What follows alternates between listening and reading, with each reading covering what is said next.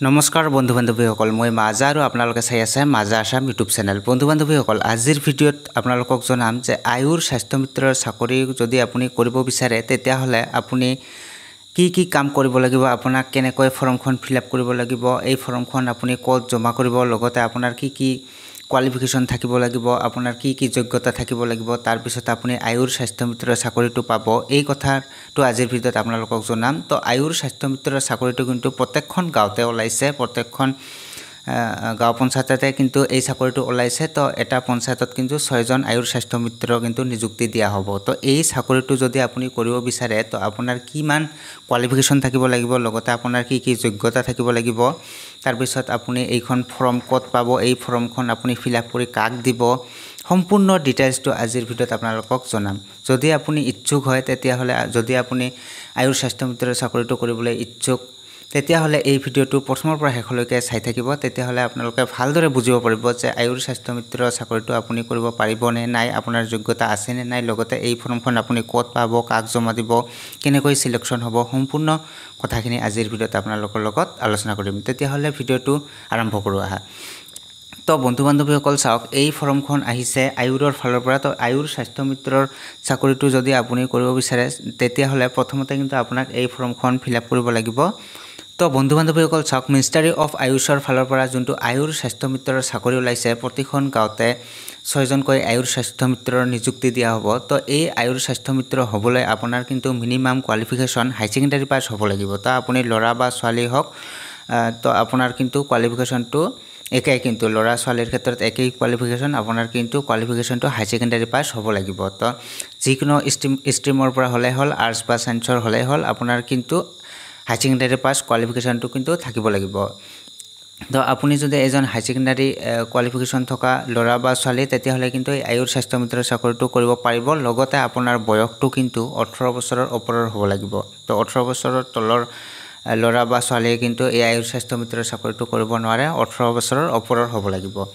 তো এই চাকৰিটো যদি আপুনি কৰিব বিচাৰে তেতিয়াহ'লে প্ৰথমতে আপোনাৰ এই ফৰ্মখন কিন্তু ফিল আপ কৰিব লাগিব। লগতে ইয়াতে আপোনাৰ কোৱালিফিকেশ্যন ডিটেইলছটো কিন্তু যোনখিনি আপোনাৰ কোৱালিফিকেশ্যনৰ চাৰ্টিফিকেট থাকে সেইবিলাকৰ কিন্তু আপোনাৰ মাৰ্কশ্বিট বা চাৰ্টিফিকেট, এডমিট কাৰ্ড, সেইখিনিৰ কিন্তু আপোনাক কি কৰিব লাগিব, জেৰক্স কপি গাঁঠি লৈ ইয়াতে কিন্তু গাঁঠি দি সেইখন কিন্তু জমা কৰিব লাগিব। আৰু লগতে ইয়াতে 1 কপি ফটো লগাব লাগিব। লগতে ইয়াতে আপোনাৰ এপ্লিকেণ্ট নেম, লগতে father name, date of birth, qualification details, এইখিনি সকলোখিনি কিন্তু ইয়াতে যোনটো আছে সকলোখিনি ইয়াতে কিন্তু আপোনাৰ ফিল আপ কৰিব লাগিব। এই সম্পূৰ্ণ ফৰ্মখন ফিল আপ কৰি লোৱাৰ পিছত ইয়াতে এটা ছিগনেচাৰ কৰি এইখন কিন্তু আপোনাক জমা কৰিব লাগিব। আৰু এই ফৰ্মখন আপুনি ক'ত পাব চাওক বন্ধু বান্ধৱীসকল, এইখন কিন্তু আপোনাৰ যোনটো ব্লকৰ আণ্ডাৰত আপোনাক আয়ুৰ স্বাস্থ্য মিত্ৰ হিচাপে নিযুক্তি দিয়া হ'ব। তো সেই ব্লকৰ পৰা কিন্তু এজন BM আহিব। তো ব্লক মেনেজাৰ বুলি কয় তাক, আয়ুৰৰ ফালৰ পৰা তেওঁ নিযুক্তি পাইছে অলৰেডি। তো আয়ুৰ স্বাস্থ্য মিত্ৰৰ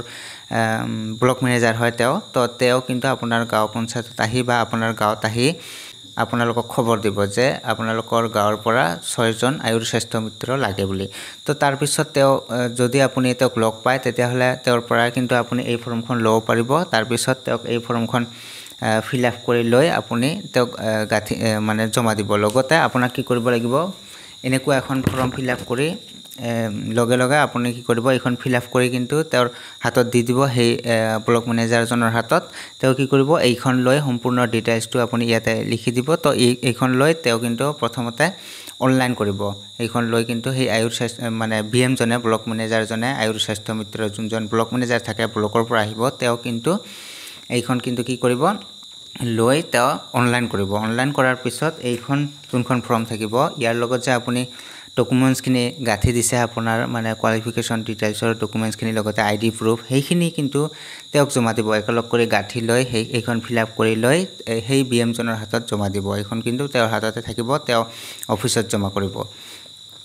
তো এতিয়া আপুনি কি কৰিব লাগিব, তো এই ফৰ্মখন প্ৰথমতে তেওঁৰ পৰা ল'ব লাগিব। তো ফৰ্মৰ PDF-টো আপোনাক হয়তোবা দি দিব আপোনাৰ মোবাইল নম্বৰত হোৱাটছআপ যোগে দিব। তো আপুনি কি কৰিব, এইখন ৰঙীন কৰি লৈ উলিয়াই ল'ব। তো ইয়াতে যেনেকুৱা দেখিছে আপুনি, তো ইয়াতে চাব পাৰিছে ৰঙীন কিন্তু এইখন ফৰ্মখন। তো এইখন এনেকুৱা যদি আপোনাক PDF দিয়ে ফৰ্মৰ, তো আপোনাৰ মোবাইলত হোৱাটছআপত, তেতিয়াহ'লে আপুনি কি কৰিব, এনেকৈ PDF কৰি জেৰক্স কৰি উলিয়াই ল'ব। তাৰপিছত আপুনি এইখন ফিল আপ কৰিব।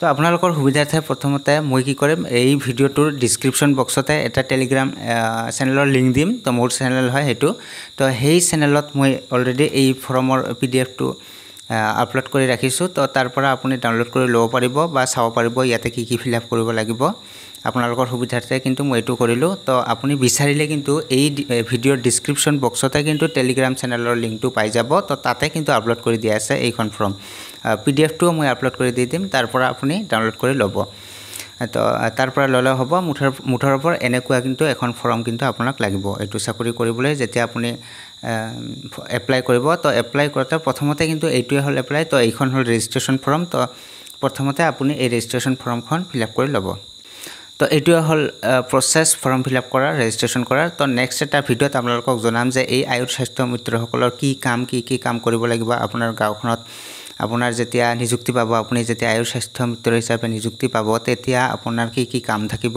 এজন আয়ুৰ স্বাস্থ্য মিত্ৰ হিচাপে আপোনাৰ কি দায়িত্ব পালন কৰিব লাগিব নেক্সট এটা ভিডিঅ'ত আপোনালোকক জনাই দিম তো চেনেলটো সাবস্ক্ৰাইব কৰি ৰাখিব লগতে কাষত থকা বেল আইকনটো বজাই দিব যাতে মই যেতিয়া সেই ভিডিঅ'টো আপলোড কৰো সকলোৰে প্ৰথমতে আপোনাৰ মোবাইলত যায় তো পৰৱৰ্তী ভিডিঅ'ত আকৌ দেখা হ'ব লগতে এই ভিডিঅ'টো চাই যদি ভাল লাগিল তেতিয়াহলে ভিডিঅ'টোত এটা লাইক কৰিব বন্ধু বান্ধৱীসকলৰ লগত ভিডিঅ'টো শেয়াৰ কৰিব আৰু চেনেলটোত নতুন হৈ থাকিলে চেনেলটো সাবস্ক্ৰাইব কৰি ল'ব আৰু কাষত থকা বেল আইকনটো বজাই দিব পৰৱৰ্তী ভিডিঅ'ত আকৌ দেখা হ'ব ধন্যবাদ